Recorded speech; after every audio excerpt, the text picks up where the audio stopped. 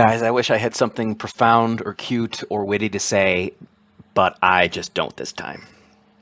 Based on the Pulitzer Prize-winning biography by Kai Bird and Martin J. Sherwin, director Christopher Nolan's latest magnum opus examines the life of J. Robert Oppenheimer, Cillian Murphy, the head of the Manhattan Project and the father of the atomic bomb. Beginning with Oppenheimer's early years as an academic and continuing on through World War II, his influence with the Atomic Energy Commission, and the eventual revoking of his national security clearance, Nolan's film offers a nuanced and detailed look at the man and the significant people in his orbit, including his wife Kitty, Emily Blunt, and rival Louis Strauss, Robert Downey Jr. A dense and compelling work, Oppenheimer delves into the philosophy of the man, including his connections to communism. Moreover, it examines the consequences and moral complexities of creating the weapons of mass destruction that heralded in the nuclear age and the Cold War. If you examine the history of cinema over the last 120 years, most decades contain director legends whose films echo down through the years. In the 1940s, it was Ford, Huston, and Capra. In the 1970s, it was the mavericks like Coppola, Scorsese, and Spielberg. The 1990s saw the rise of gnarly auteurs like Tarantino, Fincher, and Spike Jonze. The first 2 decades of the 21st century has also seen its share of titans, whether it's visionaries like Alfonso Cuarón, Denis Villeneuve,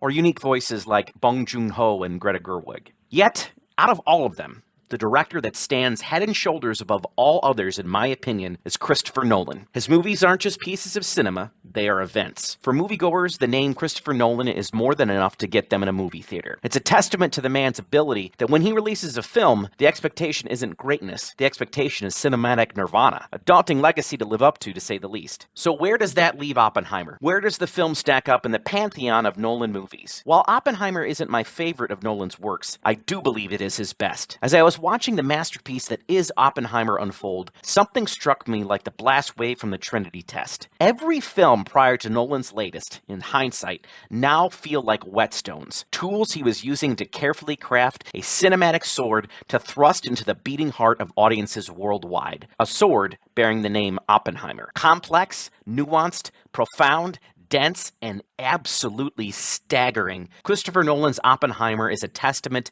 to a brilliant director in full control of every cinematic technique at his disposal. Oppenheimer succeeds at every single conceivable cinematic level. Editing, cinematography, score, acting, screenplay. Pick one, and you'll find perfection. To use a sports analogy, Nolan remains the cinematic equivalent of the NFL's Bill Belichick or the NBA's Phil Jackson, a man able to get not excellence, but greatness out of everyone who comes into his orbit.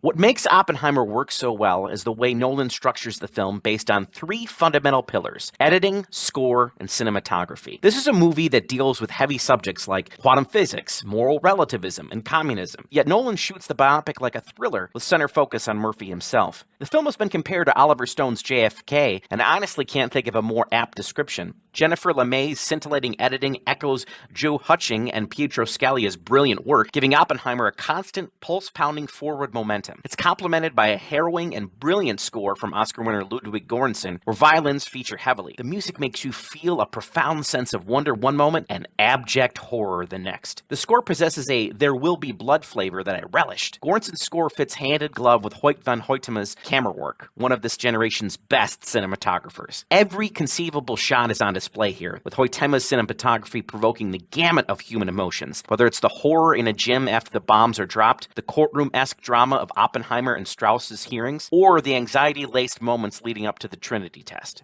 One of the consistent criticisms I hear from Nolan's detractors is that while he may be a phenomenal director, he's a subpar writer. Can Nolan get up his own ass sometimes? Absolutely. Does he struggle with writing women characters? Yes, he does. But after watching Oppenheimer, anyone who quantifies Nolan as a mediocre writer needs to sit down and see Speaking for a bit. Oppenheimer brilliantly relays a non-linear story that jumps around but is never confusing. I've always admired Nolan's ability to respect the audience's intelligence, and it holds true here. I never felt I needed to know the finer points of quantum physics or the nuances of Soviet communism and the 1930s American Communist movement in order to understand this movie. Moreover, Oppenheimer sports some of Nolan's best dialogue work ever. It's damn near Sorkin-esque in some regards. Lines like, "Amateurs chase the sun and get burned, power stays in the shadows," or "You don't get to commit sin and then ask us all to feel sorry for you when there are consequences," land with the power of a Mack truck to the solar plexus. More than anything, Oppenheimer sports a tour de force of acting prowess. It seems like every 10 minutes there was an Oscar winner showing up for one scene, dropping the mic, and then walking off the stage. Florence Pugh's Jean Tatlock makes for a sexy and brilliant foil for Oppenheimer, while David Krumholtz's Isidore Rabi offers some welcome doses of warmth and levity when needed. Matt Damon remains his usually reliable self as General Leslie Groves, and Josh Hartnett reminds audiences what he's capable of with his stalwart and pragmatic approach to Oppenheimer's colleague Ernest Lawrence. Yet of all the supporting players, Blunt's Kitty and Downey Strauss stand out from the crowd. A strong, intelligent, and confident woman, Blunt's Kitty proves an excellent foil for Oppenheimer. While Oppenheimer often comes off non-confrontational and reserved, it is Kitty who is the fighter, prone to heavy drinking and passionate outbursts. Her tete-a-tete with Jason Clarke's Roger Robb is a sight to behold. And Downey? Man, it is so great to see him in a role other than Tony Stark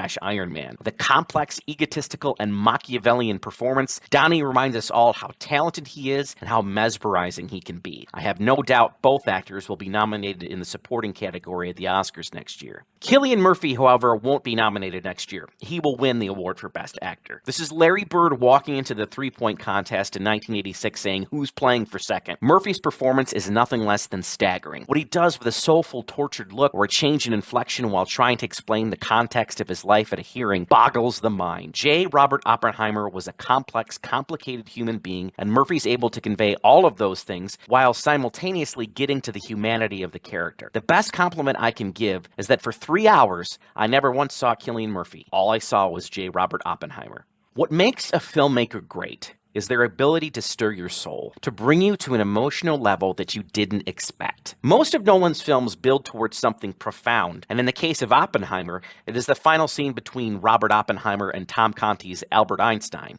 This is a scene whose final moments left me emotionally devastated, to the point where I wasn't all right for about an hour and had to fight back a desire to collapse into existential sobs. I found myself questioning whether humanity was going to make it, whether or not my son was going to grow up to have children of his own. I haven't felt like this since Saving Private Ryan. What makes this ending stand apart from other Nolan endings over the past 2 decades is that it is completely lacking in hopefulness. Not since Insomnia has Nolan been this cynical with an ending. Yet, I think that's the point. Sometimes optimism or hopefulness isn't the answer. Sometimes it must be a warning. Sometimes the message must be, wake the fuck up before it's too late.